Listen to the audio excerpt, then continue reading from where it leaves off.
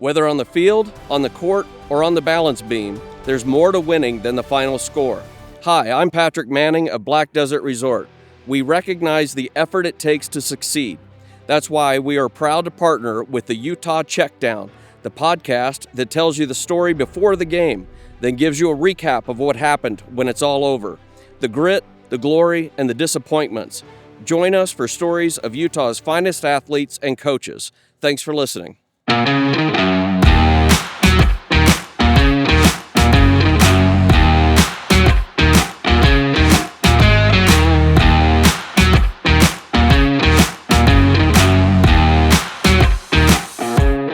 You're listening to the Utah Checkdown Podcast. And now your host, Josh Furlong.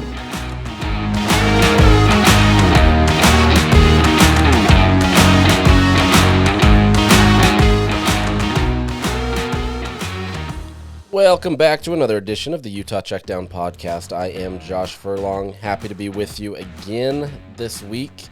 Today we will definitely preview the Arizona State game, so let's look forward to that. But first, let me tell you about our partners, Black Desert, who are helping with the KSL.com Beyond the Game video series. The videos highlight various athletes and give an inside look into their life. Recently, we talked with former Utah offensive lineman Garrett Bowles about how a second chance at life allowed him to pay it forward to troubled youth. You can check out that video and many others on KSL.com. Black Desert is a new resort destination in St. George that features a championship Tom Weiskopf 19-hole golf course and combines a private club feel with destination resort golf amid lava fields and 360-degree vistas. Black Desert is changing entertainment in southern Utah, and they're just beginning. Black Desert, where remarkable is within reach, home of the Black Desert Championship PGA Tour, which is actually kicking off today if you're listening to this on Thursday. So there you go. Go give it a look. Go see the beautiful course and check it out. So let's jump into Utah football, though. We, as I mentioned, we will preview Arizona State. Utah does play Arizona State tomorrow, Friday, if you're listening to this on a Thursday. But first, I want to kind of give an update on all that has transpired since we last talked on Monday. And it's not like there's been a ton, but, you know, in the ever-changing evolution of this sport, some things do change a little bit. So let's jump into that. So first off, with Cam Rising, I know we're here with Cam Rising again, and I'm hopeful that this is soon behind us so that we can actually talk about more than just the QB situation, right? It's not fair to anybody else on the team, and there's a lot of good things happening, and it's time, right? Like, it's time for us to be able to move on. So, but here we are. So Cam Rising, the status for what happened. So on Tuesday, we got to see a little bit of him in terms of that he stayed after practice to work a little bit more. Unfortunately, he was in an area where we really couldn't see, so I don't know, how he was throwing or different things that way. But when he came off the field, he did not have anything on his hand, his throwing hand, to be clear, and none of the cast or brace or anything that's limiting what he's able to do now. I don't know if that's indicative of anything, but I know he has put in a lot of work. He's definitely taken a majority of the reps this week, and so that's can go both one of two ways, right? If Rising is going to play this week, that's great. He does need all those reps to be able to be the starter. However, if he is a late game scratch like he has been the last little bit, that does significantly hurt Isaac Wilson. Just the nature of it, right? The benefit here, and I will say this is maybe a silver lining, I don't know, is that last week Isaac did take all of the first team reps. He took the majority of the reps, and so he did get preparation for this game. It is much more pared back on the bye week than it is during a regular week, but he did get all the reps. So if he is the guy that does start like he has been for the last little bit, he at least has some preparation. It's not like he's coming into this cold and he's there. But Isaac is definitely putting in the work and trying to be the number one guy if that's the case, if they need him, right? And so there is a benefit there in terms of the bye week, but still not ideal if Cam is a late scratch and everything. Let me kind of read a quote from Kyle Whittingham from his coach's show on Tuesday. He did say, "We will see what happens this week with Cam, and we're hoping. I think it's looking encouraging, but I'm not going to say anything until we actually get to the game. He practiced well today. All of those things, are basically aligned with what I've been hearing in terms of trending well towards seeing Cam on Friday. Excuse me, I was going to say Saturday. But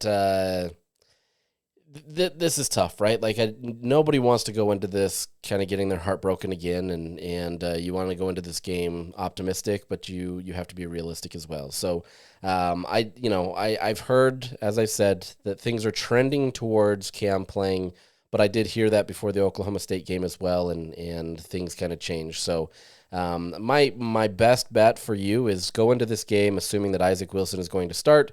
You've got a great backup. He's done well. He's made progress every single week.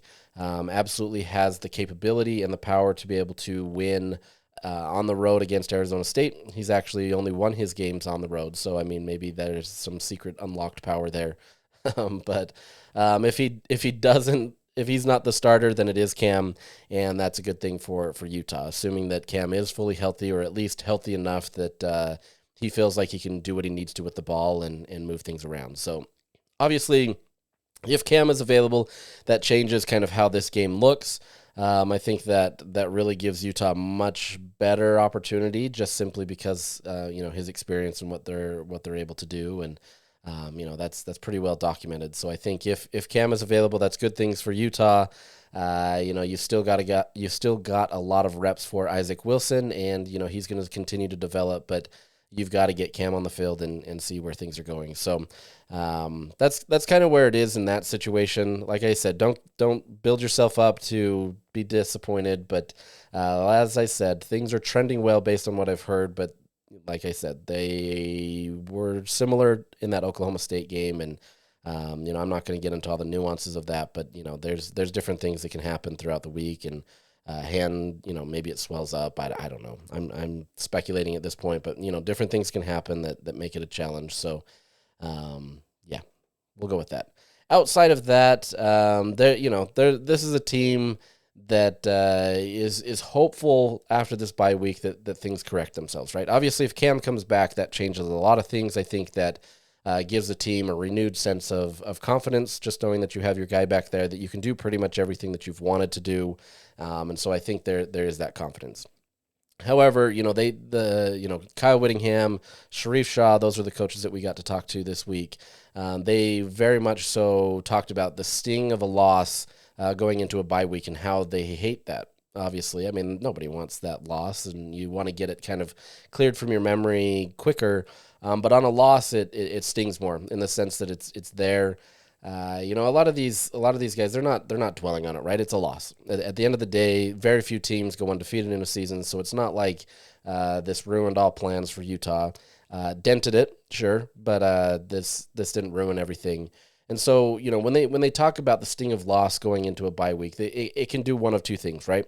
On one hand, it can put this team into a funk. And kind of keep it there until they can get a win, which is much harder if you're in that funk because you come out slow.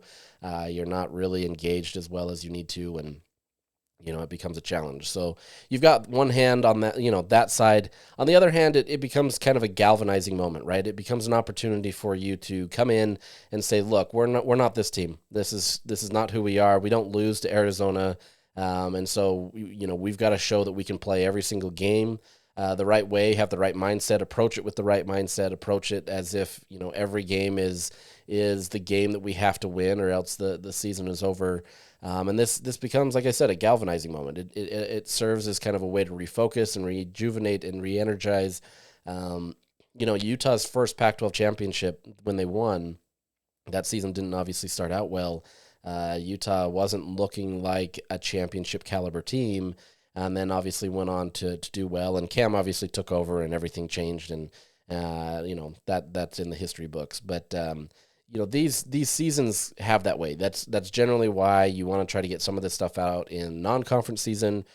Utah, unfortunately, kind of fell victim to Arizona at home in a way that, they didn't want. But it can serve as a way to refocus, right? And there's a lot of factors, and we went into that. I talked about why Utah lost against Arizona. But at the end of the day, it should just serve as a reminder that you have to be on your game every single week, or else, a team is going to beat you, right? Like, you can't just go in and stroll in and expect to, to win games. And, there's some games like that, and I would say that Utah's schedule for the next few weeks is more aligned with that, where you feel like you can just stroll in and you can win. But any one of these teams is a team that Utah can lose to, right? And so you go from having this perceived power of being the top of the conference, and I think many still believe that Utah can be there. But then, all it takes is, one loss to compound on another, and then different things happen, and, that becomes a challenge. And so definitely winnable games in this upcoming stretch before the next bye week. And so this is the time where Utah really has to kind of solidify themselves and show who they are. Utah hasn't reached their full potential on either sides of the ball. They know that. They want to see more. And so this becomes a great opportunity, and what better opportunity than on Fridays. So we'll see how that goes, right? I mean, it's easy to say one thing and do another. Leading up to the Pac-12 championship game, Tyler Huntley's last year, there's a lot of talk about how excited they were and motivated and everything, and they were. It didn't happen, right? Sometimes you fall flat.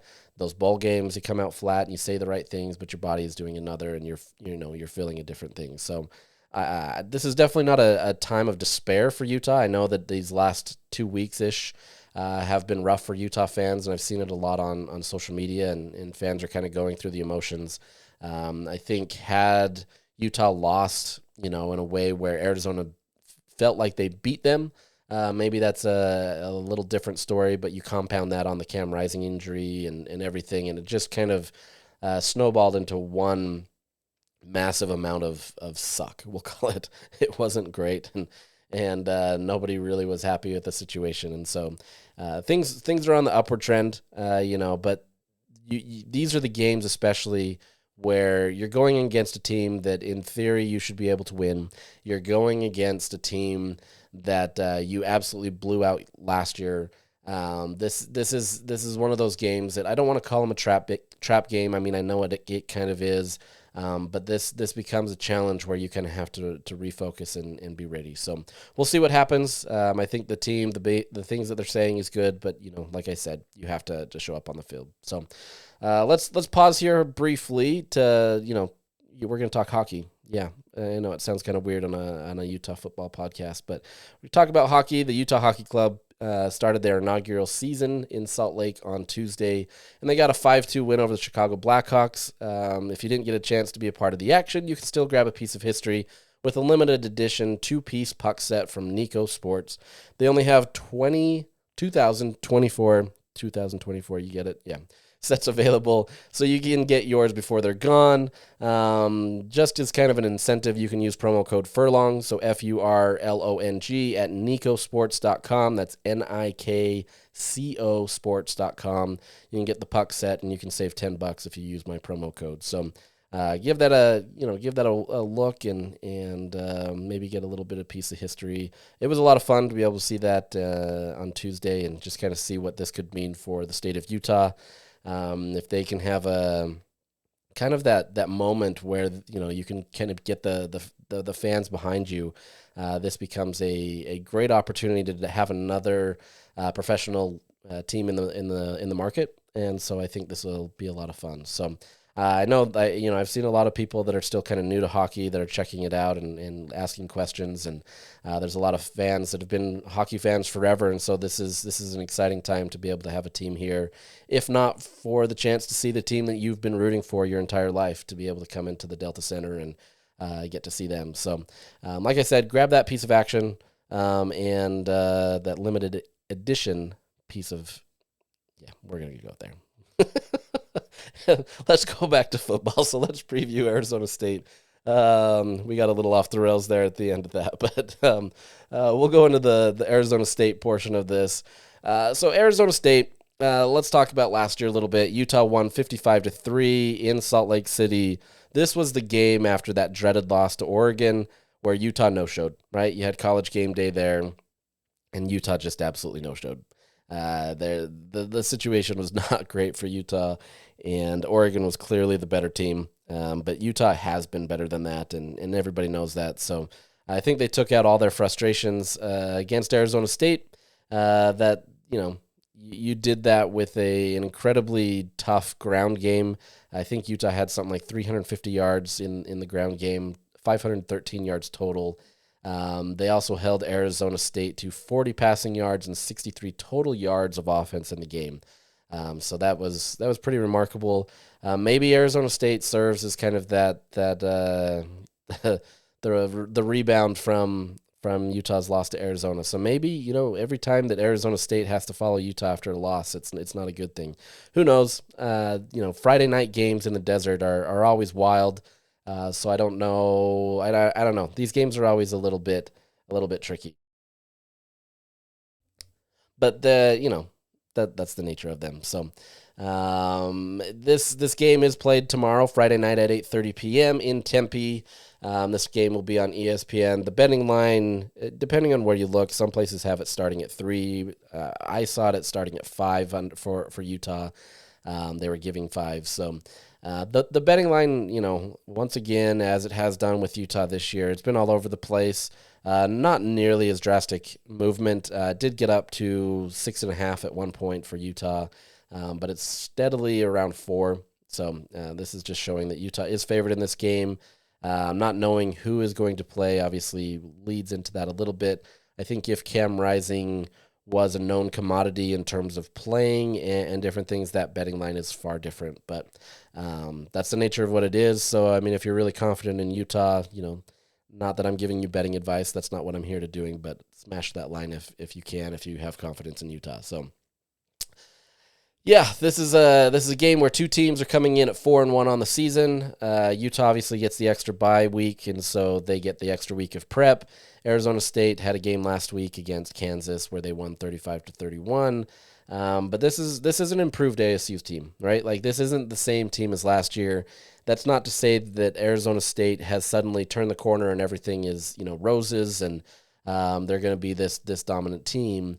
But you can see the pieces, right? You can see things coming together. It was similar to a few years ago when Jed Fish got Arizona to where they were, right? You could see the pieces coming. You could see them finally starting to build on that momentum. That's where I think we're at with Kenny Dillingham and Arizona State. A great offensive mind, a great coach.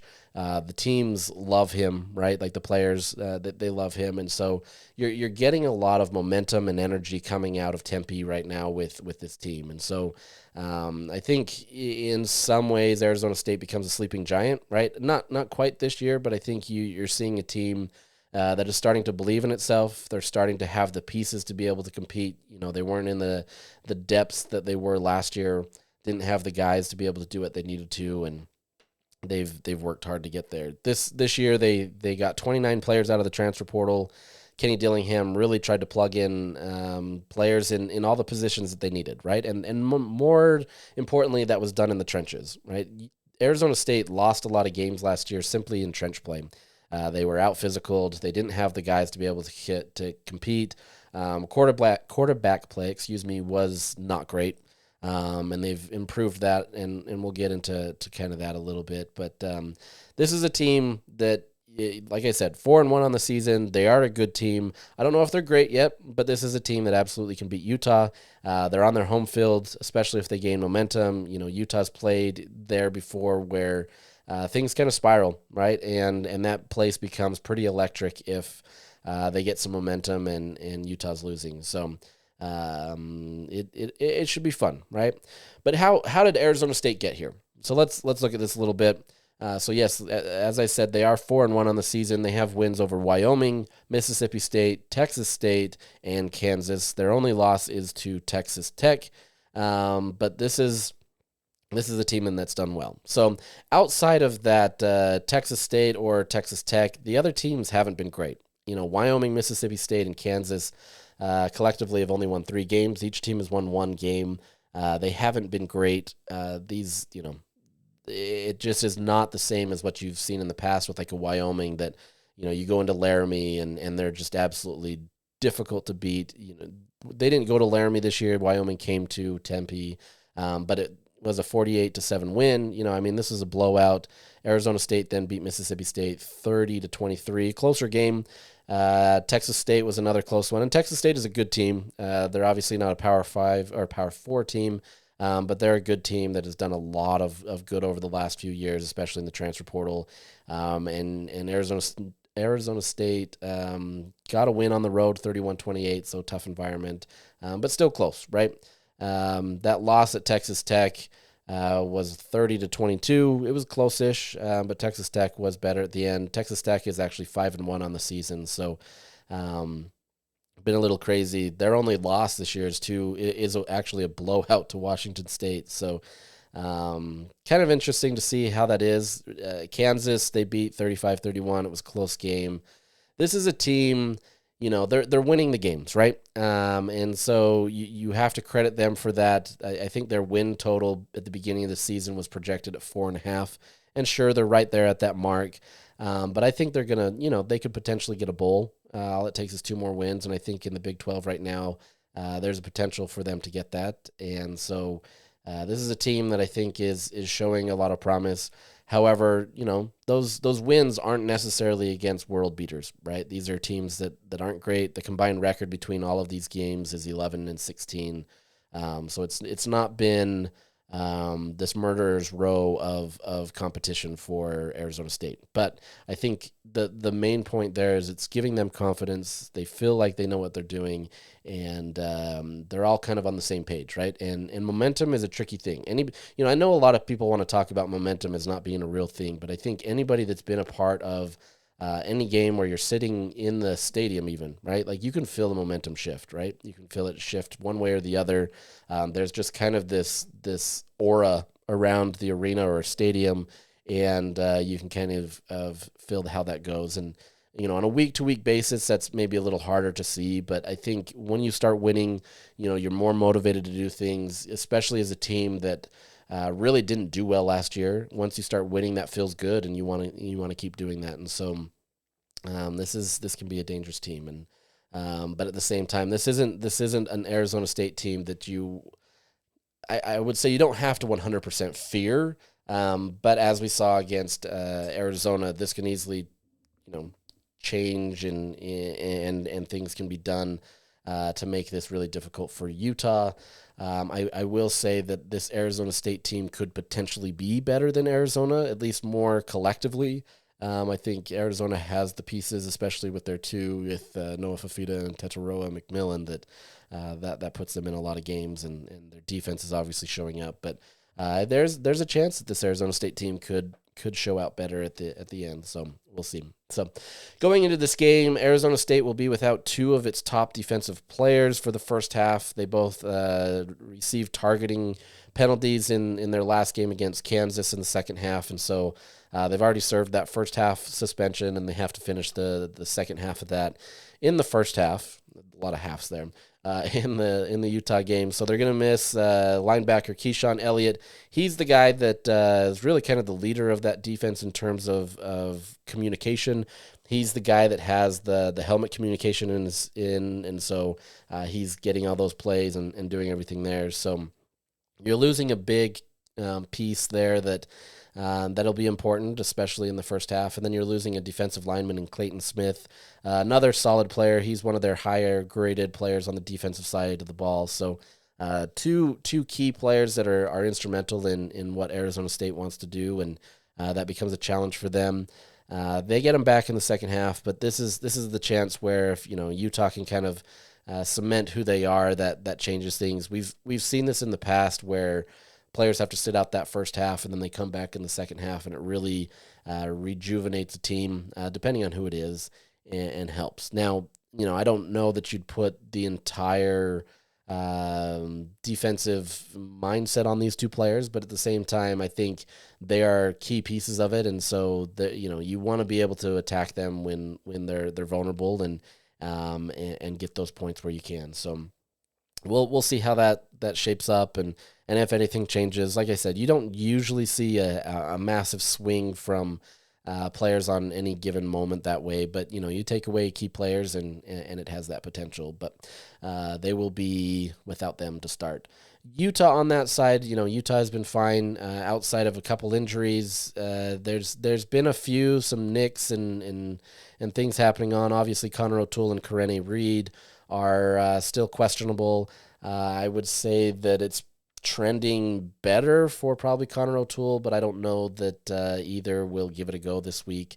I think they're still kind of in a situation that's tough for them, especially with Karene. I know he's making progress. It's just more how his body can feel once he gets healthy. I think, as I've mentioned, Karene, more than anybody on that defensive side, probably is the most noticeable absence. Not that Connor O'Toole isn't, because he absolutely wreaks havoc on that, on that line, and you need him in there. But Karene is that guy that, that leader that gives the communication. He helps guys get in alignment, really just has a great understanding of that defense. And so having a veteran leader out there absolutely helps. And Utah will be counting down the days when they get him back. But, Utah's been able to find some players to fill in. Jonathan Hall, Sione Fotu, a lot of those two have done a pretty good job and been able to help with that defense. But you obviously want to be at full strength there, and so we'll see what happens. But I can't imagine that they probably play this week. We'll see. It just depends on what's going on. So, both teams are going to have some limits. Utah's obviously been playing without their two guys for a while, and they've been doing decently, except for that Arizona game. So, not the end of the world. So let's look at a little bit of the stats. Just these generic stats, maybe kind of what, who this team is. They're very much so dependent on the run. This is a team that does well there. They rank 18th in the country at 218.2 yards per game. They obviously have a great talent in Cam Scattaboo, and we'll talk about him a little bit. But this is a team that really tries to emphasize the run-first mentality, right? Kenny Dillingham has kind of really looked as Kyle Whittingham as a so-called mentor without him really, pulling him aside and helping him. But he likes to model what he does, especially in terms of culture, and not necessarily offensive style, but culture and the way that Kyle Whittingham does things. But a lot of this, too, is he wants to win the trenches. He wants to do well there. He also wants to develop a strong ground game. And once that works, then, you can mix in other things. And so you've got a team that is absolutely embracing that. As I said, they do well. They're ranked in the top 20 in the country in rushing offense. So this is a team that can move the ball really well on the ground, especially with Cam Scattaboo. But on the other side of the ball, they're actually really solid on the rushing defense. They rank 20th in the country. They are only allowing 96.0, so 96 total yards on defense. And so it's actually better than Utah right now. Utah, just as a reference point, is allowing 107.2. You can explain a lot of those for Utah. I get it, right? Like, I understand, you're probably screaming at the podcast right now saying that Utah's better than that, but the stats don't lie, and that's just the nature of it right now. You have a bad game or a bad couple games and things spiral. So I think at the end of the season, Utah's is going to look much better than Arizona State's, but this is a team that's really putting a lot of emphasis on that, right? Stopping the run. This becomes a situation where, especially if Isaac Wilson is starting, they're going to load that box up, right? You've seen that with every single team. They're loading up the box. They're putting a lot of pressure on Isaac to be able to make plays at a faster rate. It's what you do with freshman quarterback. This isn't necessarily anything against Isaac. It's just you do that to freshmen, right? You try to speed them up. You try to put pressure on them, and you do that. And so if you have a team that does really well already in a run defense where you're putting pressure, you're stopping that line, you're not allowing a lot of yardage, that becomes a challenge. And so if this is the case where Isaac starts, you've got to look at that as a way to be able to relax it a little bit, try to ease him and get things going. But the ground game for Utah is going to have to be on point, right? Mekhi Bernard, Kyle Whittingham has talked about him as this week, especially saying that he probably is that bell cow back right now. He is the lead guy. And that's obvious, right? Like, I'm not saying anything that's unusual. But for Utah to have success, especially against a run defense like this, they have to have other contributors, right? You got to have Mike Mitchell. As I've said, he's hampered with injury, and you're going to get the best that you can possibly get with him, knowing that for him, similar to what it was with Jaquindon Jackson last year, time heals all injuries, and he's just that you can't do that fully in a season, especially unless you take him out of competition. But they need him. He's been utilized in those third down situations a lot, short yardage situations, and it's still kind of a telltale for opposing teams knowing that, you trot him out onto the field, what Utah's going to do. But if the offensive line is blocking correctly and he's able to run the right route, things are okay. So you need him. Obviously, Jalen Glover is trying to work his way back onto the field. I didn't get a chance to talk to him this week, but he did talk to Joe Coles at the Deseret News and just said it's more personal things off the field.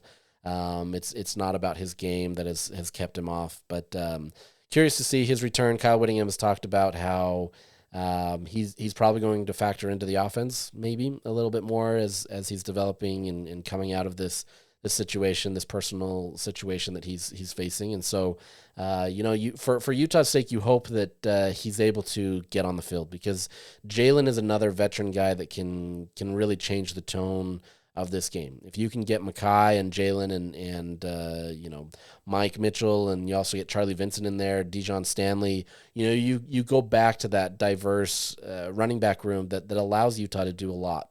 Right now, they've been pretty one-dimensional within that own room, right? It's Mekhi Bernard or bust.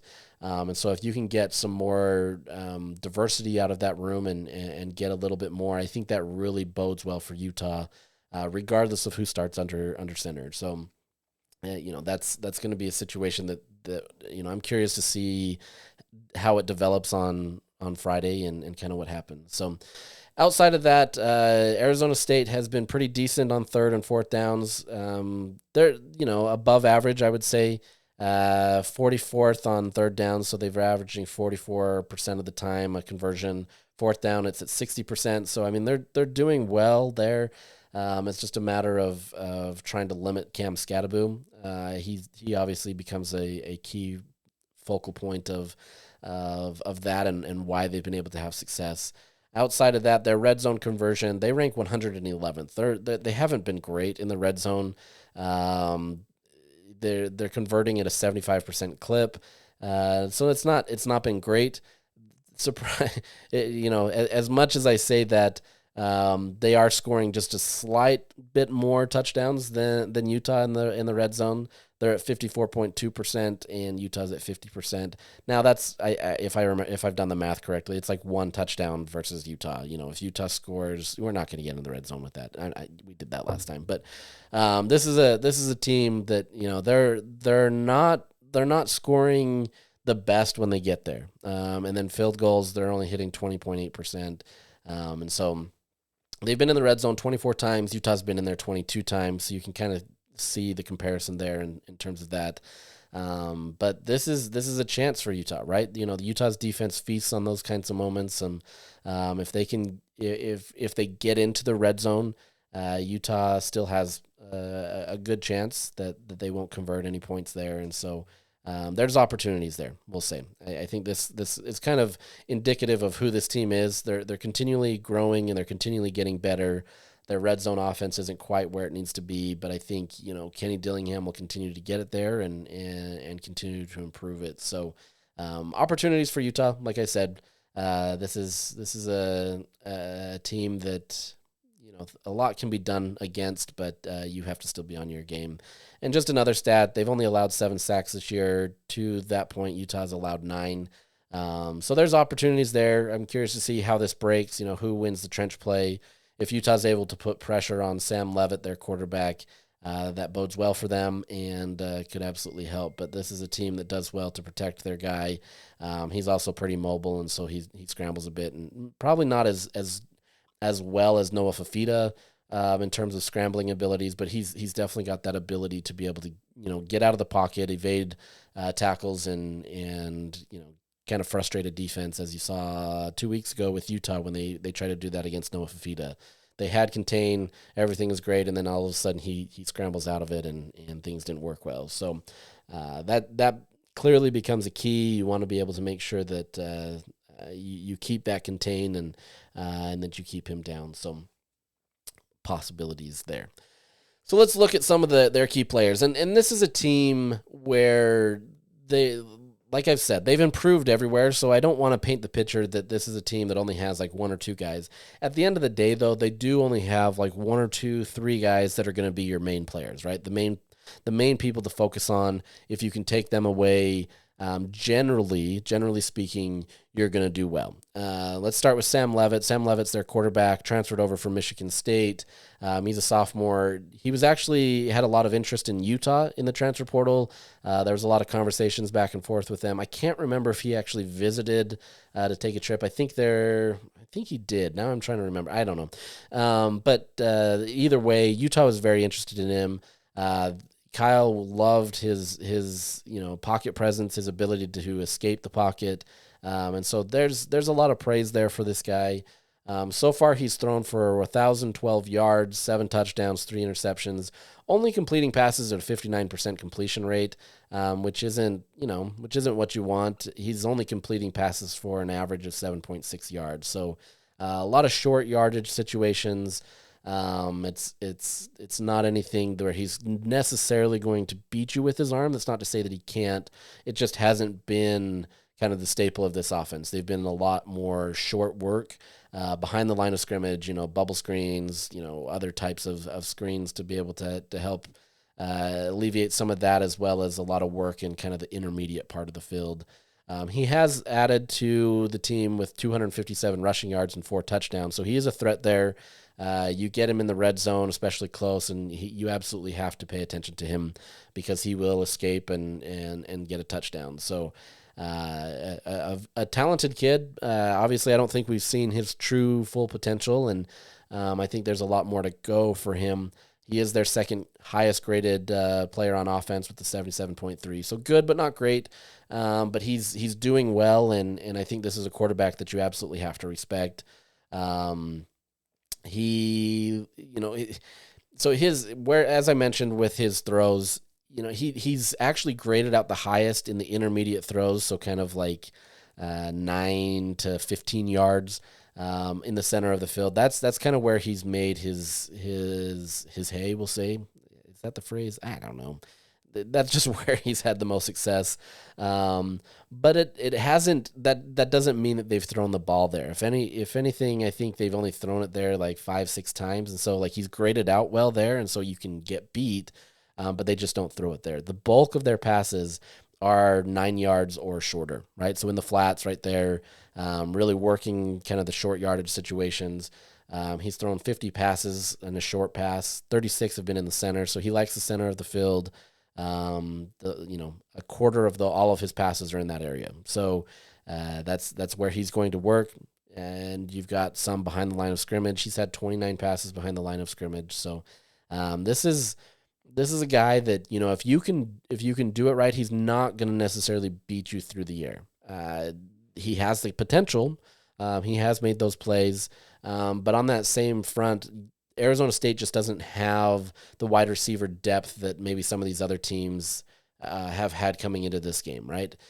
You go into that Oklahoma State game, and there was a lot of talk about their wide receivers and having like these 3 dynamic wide receivers. And I'm not saying that they weren't. Alan Bowman just couldn't get them the ball, and Utah put a lot of pressure on them and made it so that they weren't getting anything. But this is not like that situation where you have to genuinely respect every single receiver out there. And I say respect in terms of you have to be very mindful of these guys because they're going to make you pay.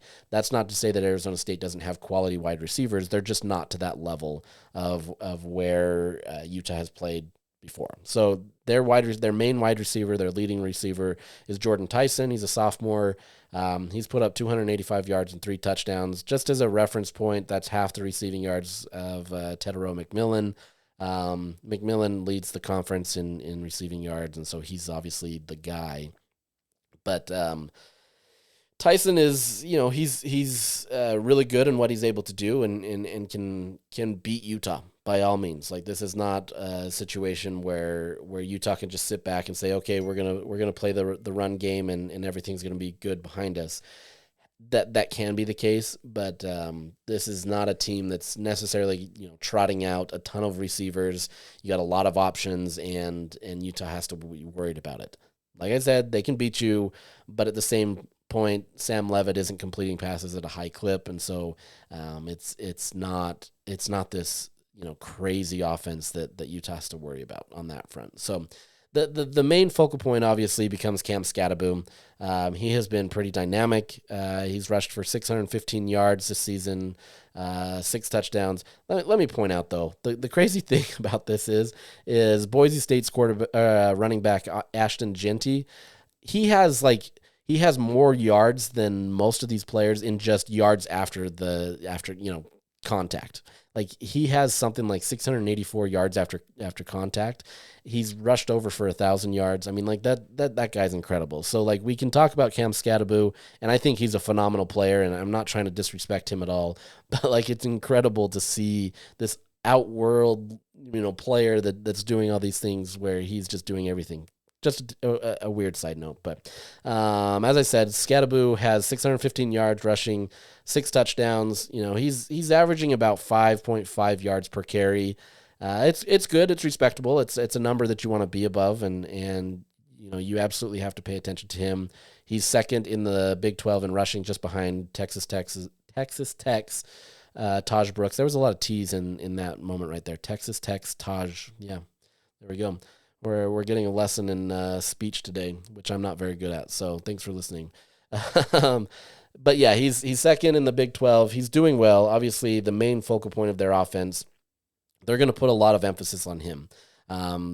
In their last meeting against Utah last year, and it's hard to kind of say that this is a 1-to-1 ratio of this will happen because they played last time. Utah held him to 31 yards on 12 attempts, only 2.6 yards per carry. But that game was absolutely bad for Arizona State. They had no quarterback. They cycled through, I think, 2, maybe even 3 quarterbacks that night. It just wasn't going well. Scatterboom was often used in the Wildcat a lot last year to be able to just get them any offense. Instead of having a quarterback, they felt like it was just better to have him running the offense and do what they needed to. So he's a multi-talented guy that can do what you need to, and you absolutely have to respect him. But Utah has found ways to limit him. But like I said, they knew that there was no threat in the passing game, and so they loaded up that box and they made his life hell. So there's potential that they could do that again this year. I think with Sam Leavitt back there, there's much more. You have to pay a little bit more respect to the passing game, but I don't know that it has to be that much, right? I think Sam can do what he needs to, but it's not going to be a situation where they shouldn't load up the box. So Scatterboom will be your guy. He's your highest graded on offense, and it's by a good margin. He's 83.1 on PFF. That's a good score, a good grade, I should say. He's a talented guy. He's a veteran guy. He's a senior. He's been in the system. He knows what he's doing. You give him an inch, and he's going to be gone. So for a Utah defense that has had their moments in the run where they've kind of allowed too much, this could be a problem, right? And that becomes a challenge for Utah. But it's not an offense that you're necessarily looking at and sweating, right? Like this isn't like you're coming back to Caleb Williams and the USC offense and trying to figure out how you're going to stop all those pieces and everything. This is a much more toned down offense that, if Utah just performs the way that it should, assignment sound football, takes the right angles, does what they need to be able to wrap up and not do these arm tackles that got them in trouble a couple weeks ago, they should be fine. And so to that point, the keys to the game, in my opinion, are stop the run, right? Like if you can stop the run game, this becomes very difficult for Arizona State. They have guys that can beat you in the passing game, and so there are opportunities there, but you're going to take your odds, right? If you can stop Cam Scatterboom and the other guys that they have, and they loaded up in the transfer portal and have some guys that can do some stuff there as well to kind of free him and give him some time. This becomes an opportunity where you force Sam Leavitt to beat you with his arm, and if he does that, great, and then you can kind of adjust and do everything. But this is a game where if you can absolutely control the physicality in the trenches and you can put some pressure on them and control that ground game, that gives you far more success. The odds are far more in your favor that you can win this game. Obviously, the offense has to do their part, right? Like Utah has to be able to put points on the board. You saw that last week or 2 weeks ago against Arizona. The defense, for the most part, actually did its job, right? There were moments where they absolutely got burned, but they limited them in an amount of points that they scored. Utah just didn't do their job on offense. And so that kind of becomes the story of that game. That's where this game can kind of fall as well in terms of what you're able to do. But even in probably a lesser situation, if Utah can control that line of scrimmage, they can stop the run game. This becomes a far easier opportunity for Utah. Like I said, crazy things happen in the desert. Cam Skattebo could run for 150 yards, and Utah's in a lot of trouble. If he sniffs anything near 150 yards, Utah absolutely is in trouble, in my opinion. I think this is a team that they have to limit him, get him under 75 yards. He'll probably get a few here and there, but if he's getting anything over that, I think Utah's probably not been as assignment sound. They're probably not keyed in on what they need to do, and things become much more of a challenge. But this is a team that shouldn't pose too many problems for Utah if Utah plays the game that it should, with or without Cam Rising under center. So I hope that gives you some insight onto this team. They are a good team. I say all that, but I know that they are a good team. They're finding ways to win games. Kenny Dillingham is a great motivator, a great guy, and he's able to get his team doing what they want. So all it takes is a little momentum, playing at your home and kind of getting that crowd into it. If Utah can't get that crowd out of it, I think this becomes a challenge, and it becomes much more difficult, especially if Isaac is starting, because it's just harder, right? Like all the elements go against you. You don't have your fans in your favor. I know he kind of thrives off of opposing fans, so I think there's some of that helps him. But this becomes a challenge if Utah isn't ready. So we'll see how it goes. It's not an easy challenge, but it's not the worst challenge to come after a bye week. This becomes a great opportunity for Utah, so we'll see how it goes. But thanks for listening. We'll catch you again Monday after this game. We'll see how things go. But as I said, everything's trending generally well for Utah. It's just a matter of everything coming together. So with that, we will say goodbye.